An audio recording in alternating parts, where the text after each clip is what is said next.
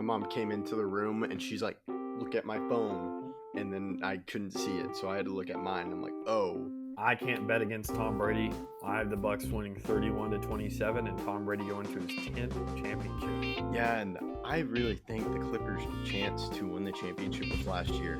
And they were up 3-1 against the Denver Nuggets.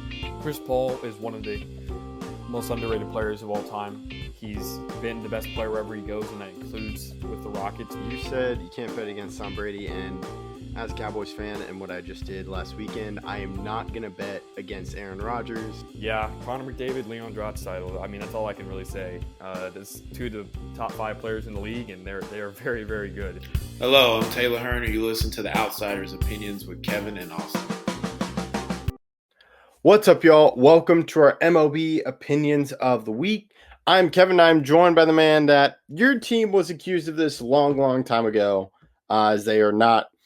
As they currently count pennies now with the New York Yankees. But the Los Angeles Dodgers, Austin, are just spending for an all-star team. And I think you can admire it from like, okay, they want to win. They already won. They're already back-to-back champions. But to me, the Kyle Tucker signing does cross the line of this is unfair. I don't know if unfair is the way to put it, because you still have to play the games, but definitely like something has to change is how I see it. Maybe not unfair, but yeah, definitely something has to change. Something has to be done, or this could spiral out of control extremely quickly. The Dodgers have one of the most lucrative contracts with a TV company in all of sports. They also don't have to share that much revenue. The revenue sharing in the MLB is not great. So they're given a lot of opportunities to make a lot of money, and so they still make the money back that they pay all these players. And I do think that we're going to see something, whether it's a lockout or strike or something's going to happen, because it does make the league seem less fair. And whether or not you think it's less fair or the rules, I mean, I can get either of those because, again, it's part of the game, but it shouldn't be. And I do think, I mean, they've won back-to-back championships, Kevin, and they're gonna be in our World Series or bust. Yep. You can't make this many moves and not be there.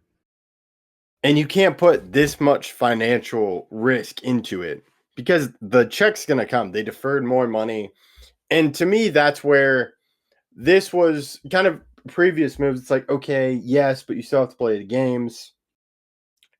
But when you bring up that lucrative deal, no other team can have that. There are big spenders in the MLB, but they're just not able to compete with the Dodgers. Even the high-priced teams, like I don't think the Mets can do this. I don't think the Yankees can do this. And it's just spending that much money, and they defer a lot.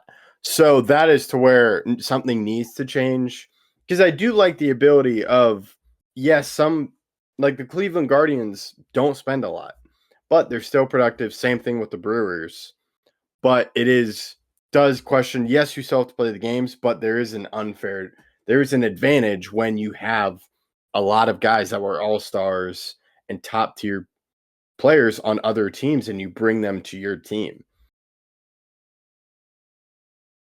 Yeah, that's a great point. And I do think it's crazy because they still needed another outfielder, which is what I mentioned in our previous video. Please check that out if you haven't.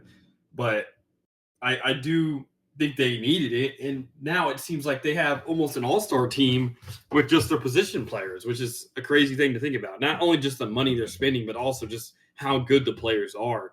The talent disparity between them and even the second-best team is a big, noticeable gap. Yeah, and as you said, I can't think of a team. You could probably take their worst player on their on their starting lineup, and that's probably one of the best players on another team, maybe even the second best team.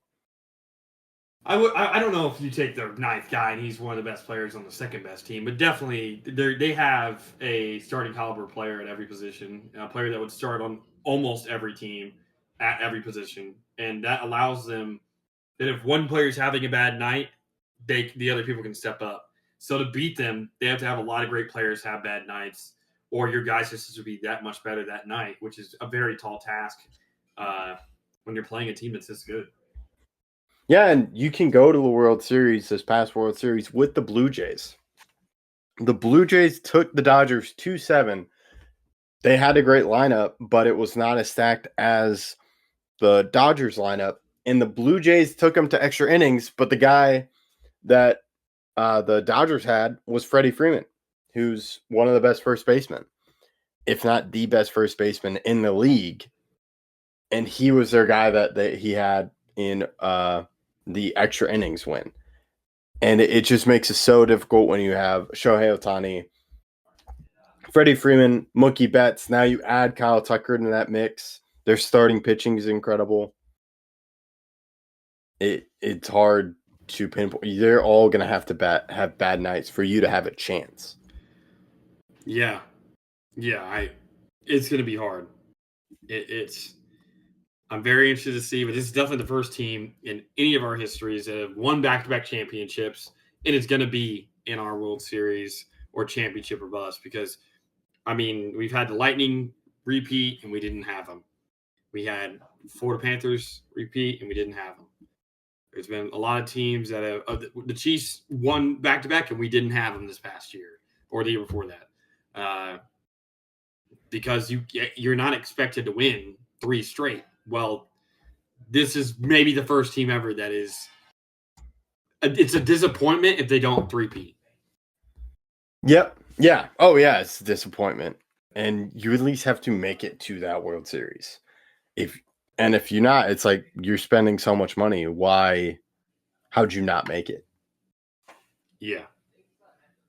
So I think we'll have to see. And then looking at it, I am curious what the reaction is. I think the way to solve it would be to hard cap it.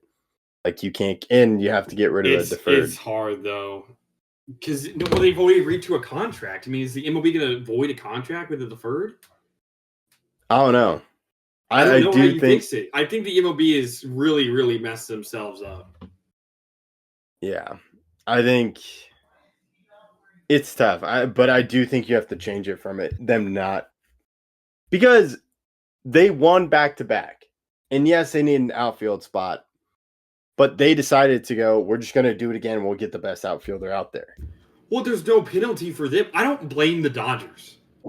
I don't blame the Dodgers. This is a league issue. It's a league issue. It is commissioner issue. It is not on the Dodgers. It's not. I'm sorry. Well, no, it is not. But to me, you have to fix it because let's say next season. I don't know how you fix it without it being unfair on multiple parties. I think any action is better than no action because let's say the Dodgers go to the World Series, lose it, or they still win it, and they're like, well, we need a bullpen, and then they just sign the best bullpen arm again. Well, I mean, they already signed Edwin Diaz. Yeah.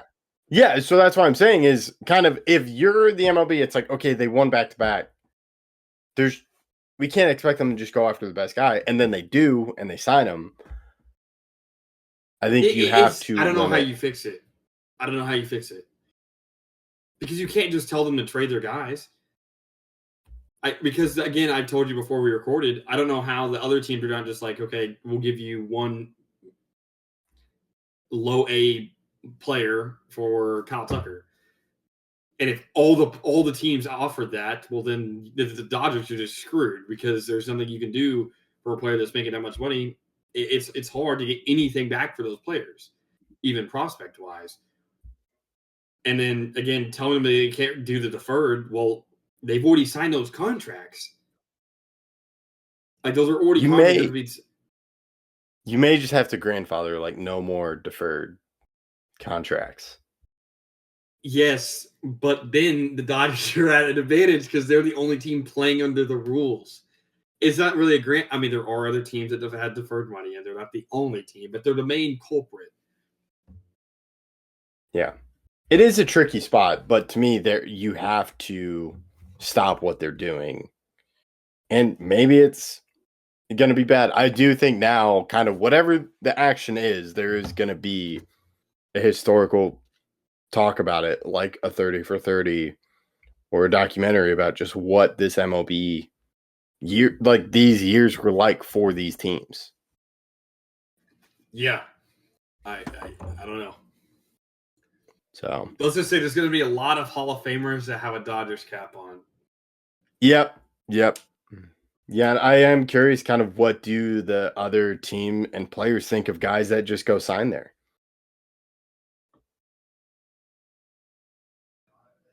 I don't know. Right. Yeah. So let us know your thoughts in the comments. We appreciate you listening to Outsiders Opinions.